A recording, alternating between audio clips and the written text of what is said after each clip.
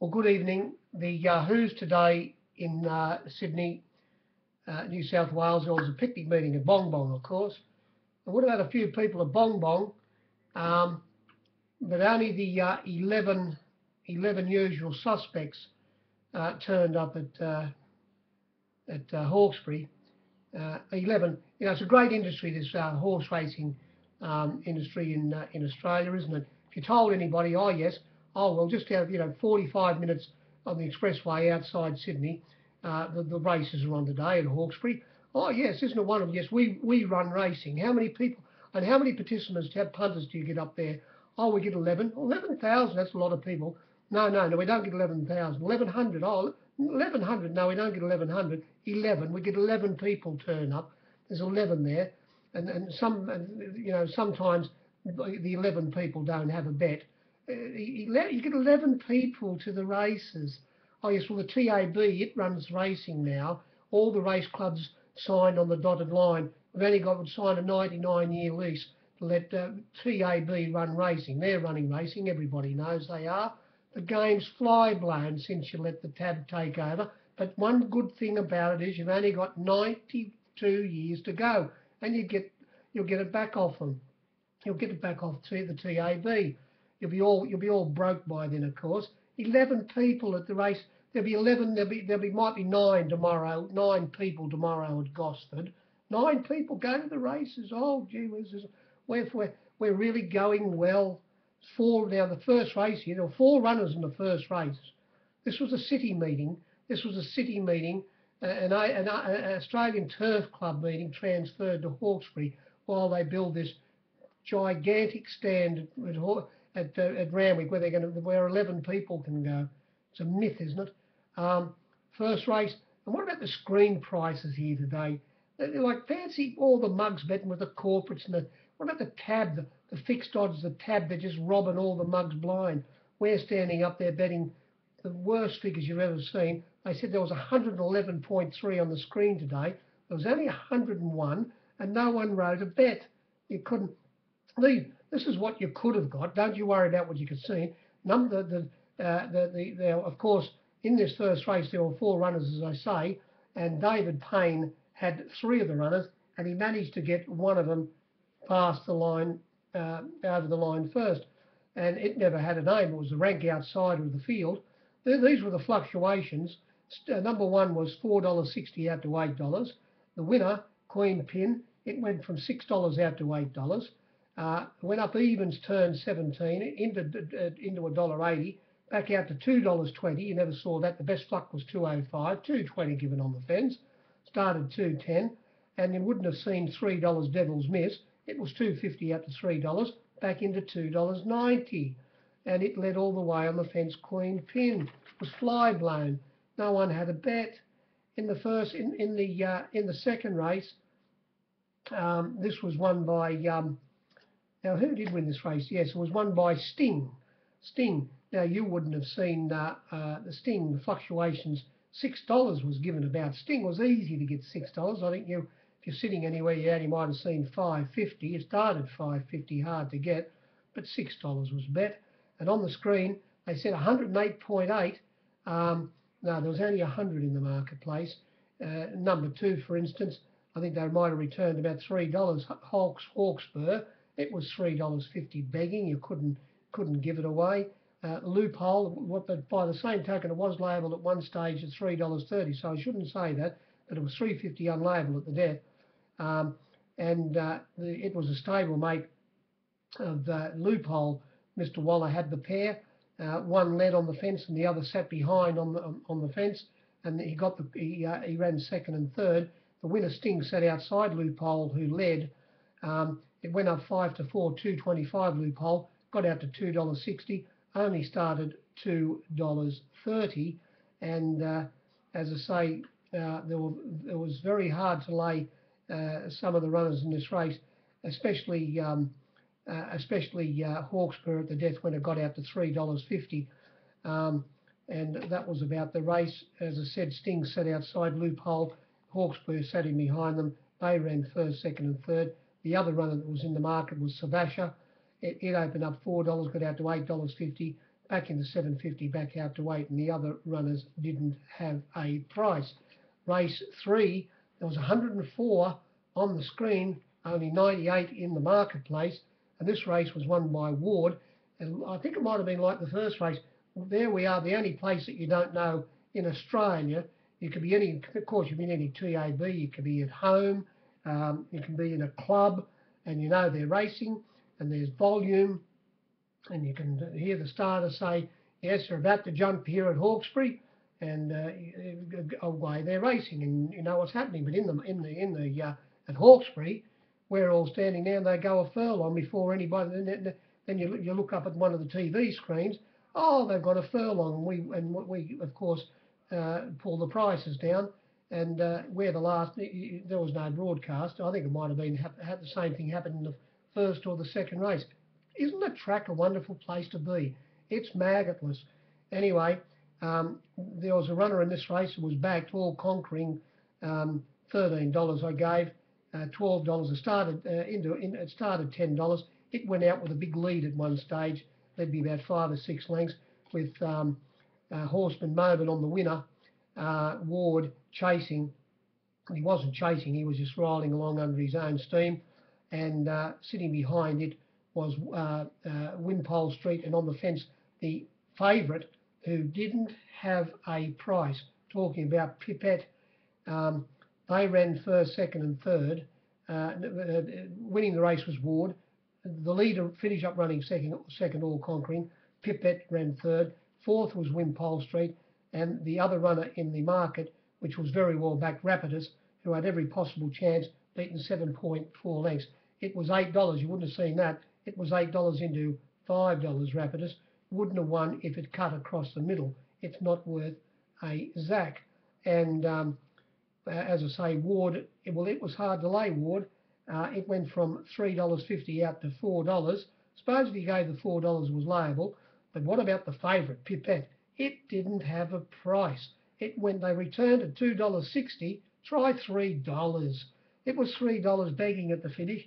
You couldn't give it away. It was $2.10 or $2.20 out to $3. I reached for it all the way and never found a customer. Wimpole Street, they did take $7.50 at one stage, or $7 into $6.50, but it started $7. And as I say, the two runners that were backed in the race were Rapidus from $8 into $5, and $13 given all conquering into about 10. Not worth a drink of water. 98% to an empty house. Race 4 on the screen. Now this is the only race we got positive figures, but there were one runner or 3 or 4 runners that didn't have prices. There was 110.1 on the screen, but only 104 in the marketplace. By the same token, I managed to lay a couple of good bets here. The favourite won the race, of course, Bugadoo. Now you wouldn't have seen this wherever you are. If you're at the track, you'd see it, but you don't even see it if you're out there looking at the flux screen, because the flux screen is just a complete another myth. What you get on the flux screen, you're not allowed to put up on the flux screen what you can actually get on the course. It's got to be hidden. It's got to be hidden. It's got to be on plenty of boards. It's an absolute myth, isn't it? The fluck. We all know what the fluck is. The winner was Bugaroo. It buggered the captains, I'll tell you now. It went up $2.50 and got to $3, and back into $2.80 at one stage, back to $2.90. Bookies were wanting to lay it, and it got into a beautiful position, was never going to get beat. Sat fourth looking at the leaders. Leading was Miss Venus. She's an ant. She led, and on the fence, I did lay 4,200. Wasn't that lucky? You wouldn't have seen $21. It started 21 on the board. Laid 4,200. It led with sitting on its outside, Matthias Pride. Well, it was $41. Taken at the finish. On one board, you wouldn't have seen that. You most probably only seen 26. Started 30. It sat on its outside. Sitting third was Scram. Scram held on for third. Scrambled eggs. That's what we'll be having tonight for dinner. Or maybe turnips on toast. Anyway, it was, I might have laid it at one stage at $12. It was $15 on my board when they jumped, and it was sitting third. And sitting fourth, as I say, getting a good run was the Avery Bugaboo, and it loomed up on the turn, and it was all over. The other very well-backed runner in the race, what am I talking about? Very well-backed runner. There was no, oh yes, it was. There was one very well-backed runner in the race, and that was Caesar's Princess, who unfortunately slipped forward and then slipped backwards when the gates opened. And the vet ran his hand over it and couldn't find anything wrong with it. And it got beat a long way. It was 31.9 lengths, but it was eased down by Jimmy the Pumper Cassidy because he thought, obviously, there was something amiss with the horse. Even if it would have come out of the barrier, it would not have won. It was $4 out to $5. We're at the lay 5,000, 4,000, 1,000 at one stage. Came into $4, but it got back out to $4.20, even $4.40 when they jumped. There was a little bit of money for a couple of other runners in the race. Number one was Hard to Lay Angelus, although they did take $5 at one stage. It went from $4 to $5 into $4.40, back out to $5 at the death. But the Avery, the pros backed it. It got the cash. Race 5. Now they said there was 104.4 on the screen. Well, in the marketplace where we were, there was only 98%. And this race was won by a very well-backed runner. It was one of the first runners that was backed in the marketplace, and it was Oceans. And it opened up $9 and was quickly backed into $8, where it sat at that price for a long time. Got back out to $8.50. There was not much margin there. As I say, we only gave 98%, and that was taken towards the death. And I think if the betting would have gone on a little bit further, the $8 would have disappeared. It went straight to the lead. I own the lead. I own the lead trains, Oceans. It was taken straight to the lead, and when it was evident by terrific Tommy Berry's ride that he mightn't have thought the fence was the place to be, and he when they turned for home, he didn't want to stay tied up against it, and he eased 3 off the fence, and he was able to get clear and hold on and win by 1.3 lengths from a runner, when he finished in the middle of the track, as I say, from a runner who didn't have a price. And when I say there's 98% there, there's 14% that is just well, and a few other runners, of course, that just didn't have. You just can't count. You can't put their percentage into the book. Not only are we playing to an empty house, we're playing to fly-blown punters as well. And I'm talking about the second horse here, Glamour Rock. It went up $3.50, 5 to 2. It was 5 to 2 to 6s. It was $3.50 out to $7, and it sat third midfield on the fence and eased off the fence, turning for home, easing off heels, and caused a bit of interference. And unfortunately, the proper Peter Roble has copped a suspension over it. He caused a bit of trouble to Moss Money, who he has to say, in causing that interference, he's going to have a little bit of a holiday. He'll go fishing for a while, I suppose. And what else was in this race? As I say, the winner was well-backed Oceans. Bonds Arena didn't have a price. Buy the buy. I was $21. Got a box of the cigarettes out of it. Trick Shot didn't have a price. Went from $5.50 out to $8. Savante, you wouldn't have seen it, but there was $6 given. Savante started $5.50. Glamour Rock didn't have a price. Now Marielle, the favourite, what an ordinary conveyance it is. It went up $3.30, got out to $3.70. You most probably wouldn't have seen that on the flux screen either. But it only stole. I was $3.20 when they jumped. They most probably had to return at $2.90 or $3 or something. I was $3.20 when they jumped, trying to lay it. I did lay it for something. Would have loved to have got more out of it. It's easy now. It's got beat, but I wanted to lay it before they pressed the button, and it had every possible chance. Sat in fourth position. It'll be flat out winning anywhere, and the others had their chance. That's about all you'd say there. The winner and the second horse were the best runs in the race.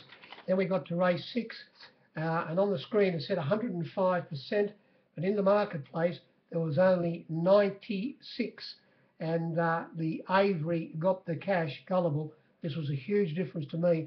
Mr. Waller, he had two runners in the race, and they crossed the line. They crossed the line together, and one of the runners was the winner, and the other, and it, as I say, it started favourite. Talking about Gullible, it went up $2.25, about a 5 to 4 chance Gullible, and it was reached for and got to $2.60, but it firmed into about $2.30 when they jumped. I laid some really good wagers, 2,000 on at one stage and 1,000 on another bet, and it would have been a great result. The second horse, which was the stablemate Press List, it led with Horseman Bowman on it, Press List, and it was very easy in the betting. It only went from $3.50, a 5 to 2 chance, out to $6 given.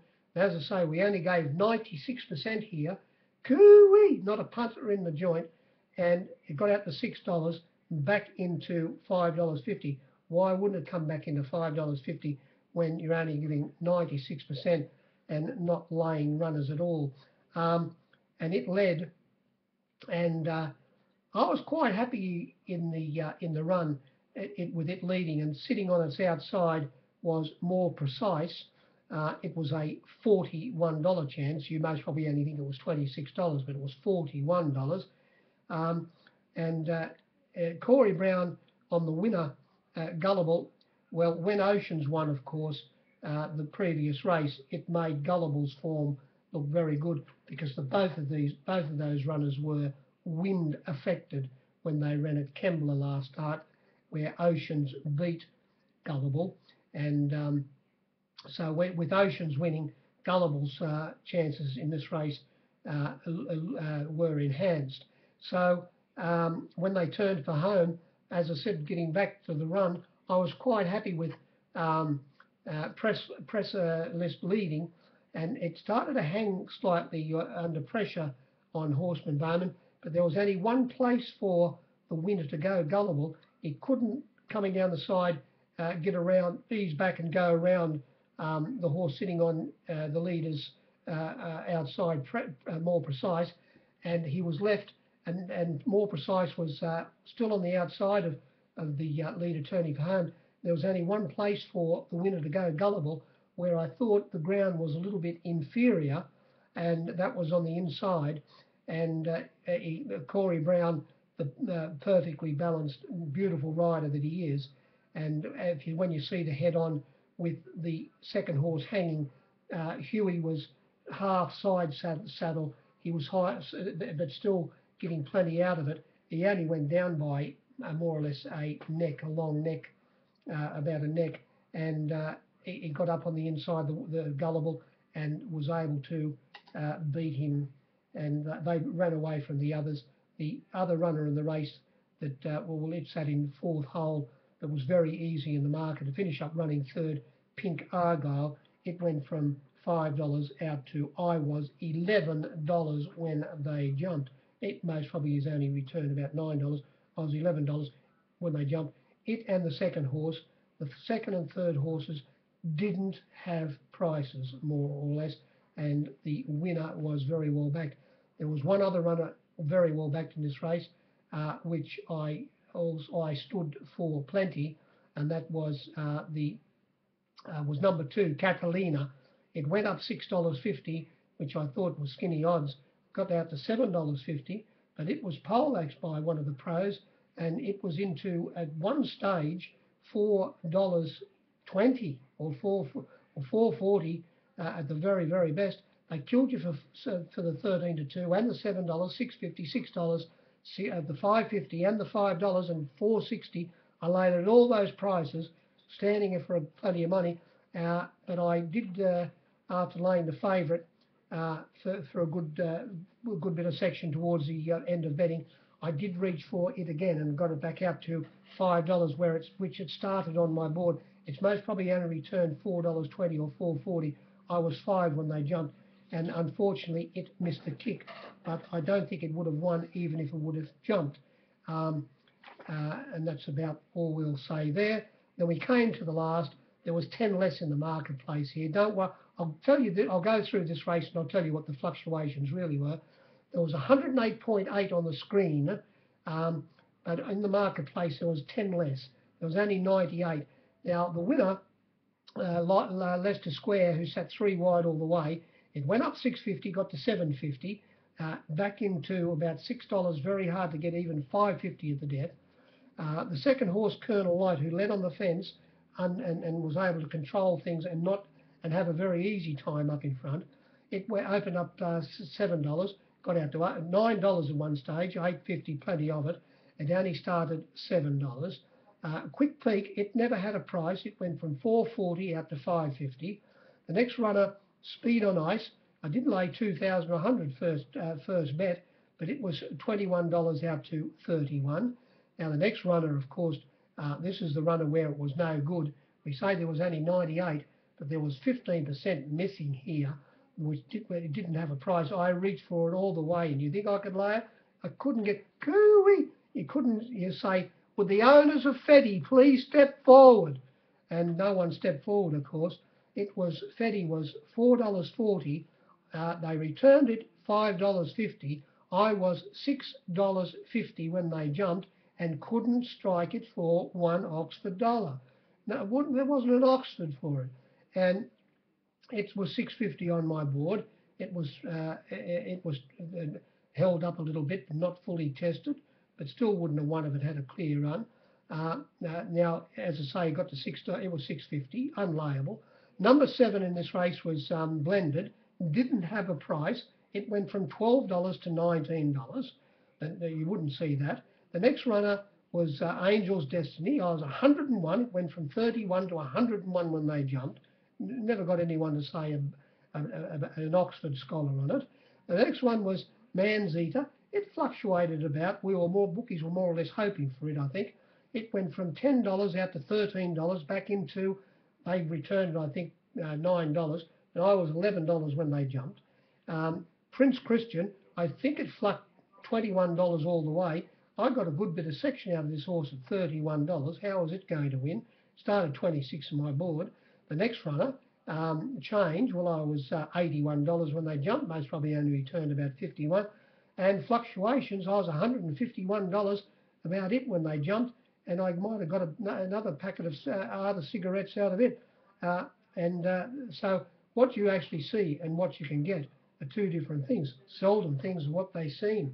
Skim Milk Masquerades as Cream, 108.8, rubbish. It's only 98% in the marketplace. This race, as I say, it sat 3 wide outside the leaders. It led on the fence, Colonel Light. Outside it was Prince Christian, the $31 chance, not the 21, the $31 chance. And yes, Prince Christian was outside the lead. And then 3 wide outside the leaders was the winner. It's got a good first up record, as we all know, Leicester Square. It trialled at Scone, couldn't see that trial. And they ran first, second, and third. What am I talking about? Leicester Square was able to win. Holding on for second was the leader, Colonel Light, and the horse that should have won the race, where on a track today where it was very, very hard to make up ground, was Quick Peak, who opened up at $5. Did I tell you it got out to $6.50? Yes, I think I might have. It got out to $6.50 on the fence, and it only started $5.50, hard to get. And unfortunately, it missed a kick and was in between runners coming down the side in about third, fourth last position. And it got off heels turning for home, made up plenty of ground, and was only beaten well under a length. Might have only been beaten a half a length by half a length. And with, I think if it comes out of the barrier, it would have been closer positioned. It possibly could have been running midfield in between runners, and most probably would have got off heels and would have got the money. Made up a tremendous amount of ground after they straightened. That was about the meeting. It was fly blown. Isn't it wonderful? The racing game, the racing game got another 11 people to the races today in the betting ring. Oh, it's going so well. It'll be wonderful again tomorrow at Gosford. We'll see all you 11 people up there, or maybe only 9 up at Gosford tomorrow. Good evening.